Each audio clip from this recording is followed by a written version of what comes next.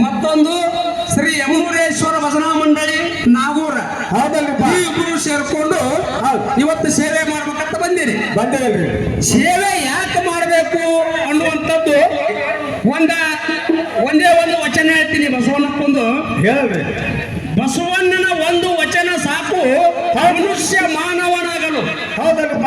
ಏನಿದು ಮನುಷ್ಯ ಮಾನವ ಏನೋ ಬೇರೆ ಹಾಕಿರ್ತೀರಲ್ಲ ತರಿಸ್ಲಾಕತ್ತಿರ್ಬೇಕು ನಿಮ್ಗೆ. ಹೌದಲ್ರಿಪ್ಪ.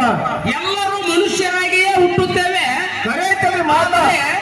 ಸಾಯುವಾಗ ಮನುಷ್ಯ ಮಾನವನಾಗಿ ಸಾಯಬೇಕು. ಬಸವಣ್ಣಪ್ಪ ಕೂಡ ಇಂಗ್ಲೇಶ್ವರ ಗ್ರಾಮದಲ್ಲಿ ಅವರು ಮನುಷ್ಯರಾಗಿ ಹುಟ್ಟಿದ್ರು. ಕರೆಯುತ್ತಲ್ರಿ.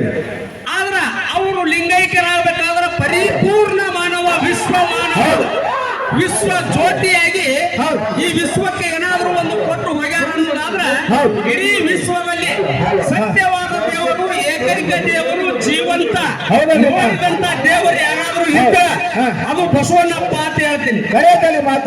ಬಸವಣ್ಣನ ಒಂದು ವಚನ ಸಾಕು ಮನುಷ್ಯ ಮಾನವನಾಗಲು. ಹೌದು. ಏನು ವಚನ?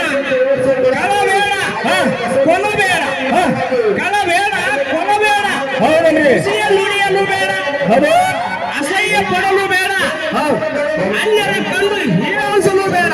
ಹೌದಲ್ರಿಪ್ಪ. ಇದೇ ಅಂತರಂಗ ಸುದ್ದಿ, ಇದೇ ಬಹಿರಂಗ ಸುದ್ದಿ. ಹೌದಲ್ರಿ. ಎಲ್ಲರನ್ನ ಕೂಡಲ ಸಂಗಮ ದೇವ. ಅದಕ್ಕಾಗಿ ಮನುಷ್ಯರು ಮಾನವರಾಗಲು ಇವತ್ತು ಬಾಗೇವಾಡಿ ಜಾತ್ರೆಗೆ ಬರಬೇಕಾಗ್ಯದ.